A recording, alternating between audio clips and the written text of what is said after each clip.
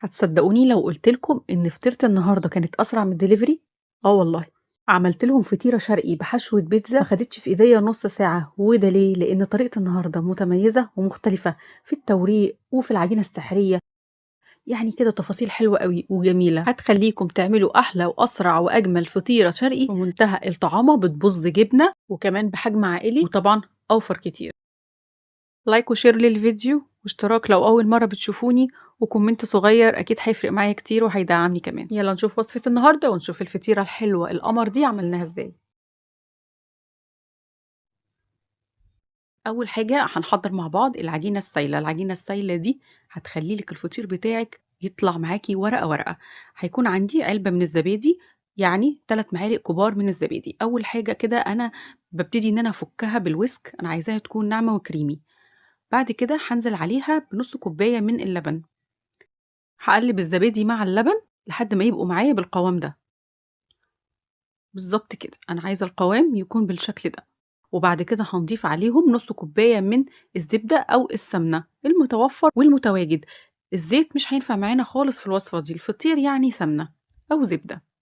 وهاسيب معلقتين هاقول لكم هنعمل بيهم إيه. هنقلّب السمنة مع الزبادي واللبن كويس أوي، وادمجهم حلو أوي، ويكون السمنة عندي مش سخنة علشان الزبادي ما تخرّصش معايا وتفصل، تكون درجة حرارة السمنة هادية خالص.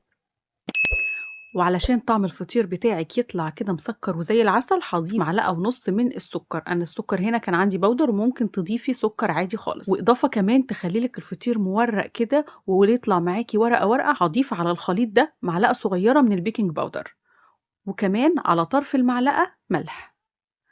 معادلة السكر مع الملح دي هتطلّع لِك طعم فطير في منتهى الجمال. هنقلّب كل ده مع بعضه لحد ما يبقى بالقوام اللي أنتم شايفينه ده. سر نجاح فطير النهارده أو وصفة النهارده في قوام خلطة التشريب. عشان تفضل معاكِ خلطة التشريب أو الخلطة اللي هنورّق بيها بالقوام ده، قوامها ما يبوظش معاكِ وأنتِ شغالة، لازم تكون كل المكونات بنفس درجة الحرارة، لا السمنة تبقى سخنة ولا اللبن يبقى سخن. تعالوا نشوفوا باقي المكونات. عندي هنا طبق فيه فلفل وطماطم وزيتون.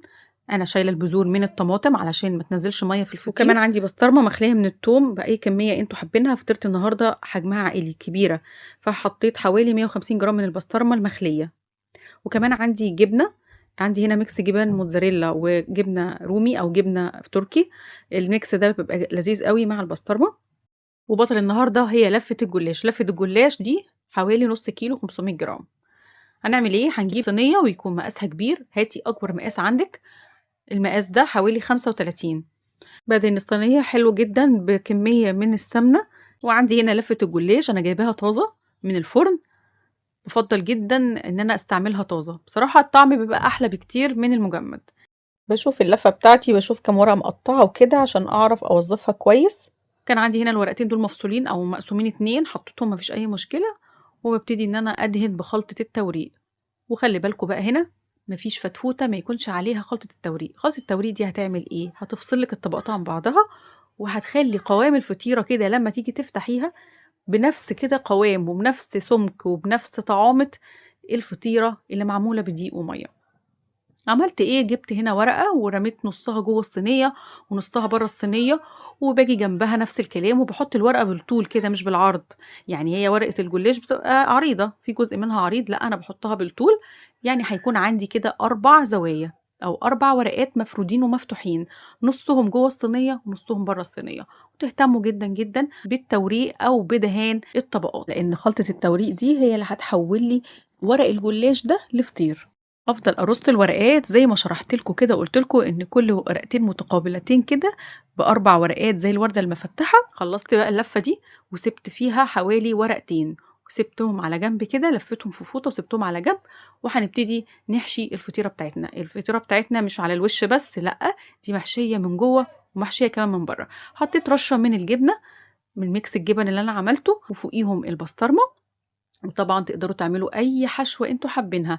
اعملوا عصاج، اعملوا صدق بس يكون مستوي، اي حاجة تحشوها بس لازم تكون مستوية. اي بواقي كده من التلاجة، لانشون، بواقي فراخ فاضلة عندك في التلاجة محدش عايز ياكلها ومحدش جاي ناحيتها، حطيها في الفطيرة هتبقى زي العسل وكلهم هياكلوها ويتبسطوا منها كمان. حطينا الفلفل والطماطم والزيتون كمية معقولة برضو، ما تكونش كتير علشان كل ده برضو بيبقى فيه سوائل، الخضار ده كله فيه سوائل. وحطينا كده رشة من ميكس الجبن، وهنبتدي نقفل الصينية. هنقفلها ازاي؟ هناخد بقى كل ورقتين كده متقابلتين قصاد بعض، هنرميهم كده على الحشوة، ونبدأ ان احنا ندهن بخلطة توريق برضو كويس جدا.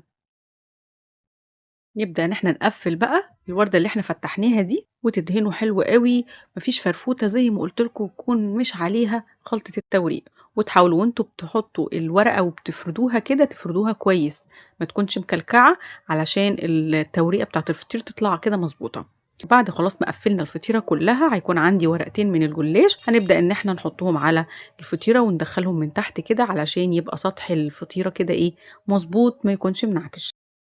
بصوا بقى انتوا تقدروا هنا تدخلوها الفرن من غير وش البيتزا، بس هتدهن هنا سمنة بس، وهتبقى جميلة برضو لو حابينها اقتصادية اكتر.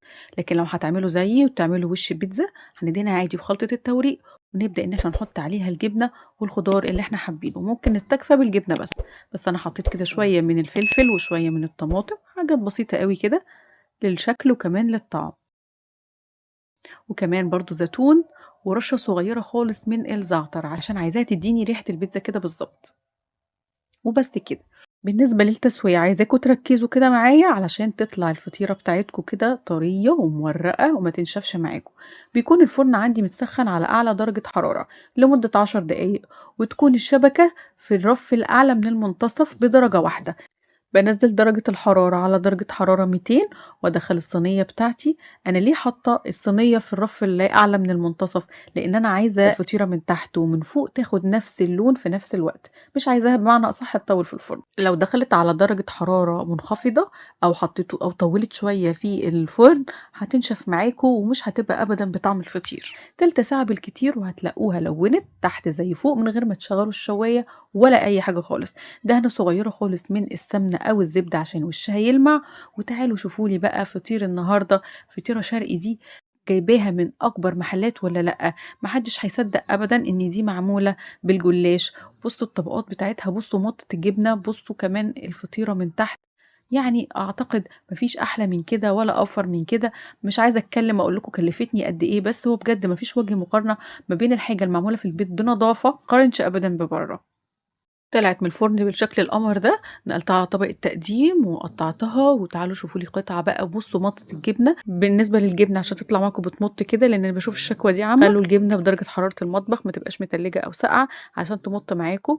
ما تطولوش عليها في الفرن علشان تطلع بالمطة الجميلة دي. لو حابين أقول لكم على اسم الجبنة اللي أنا استعملتها، قولوا لي في الكومنتات وهقول لكم اسمها.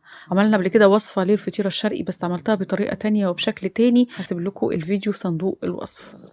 وبس كده، ده كان فيديو النهارده. اتمنى يكون فيديو النهارده عجبكم. لو عجبكم الفيديو شير ولايك للفيديو وكومنت صغير وسبسكرايب للقناة لو اول مره بتشوفوني. اشوفكم على خير في وصفة جديدة، ومع السلامة.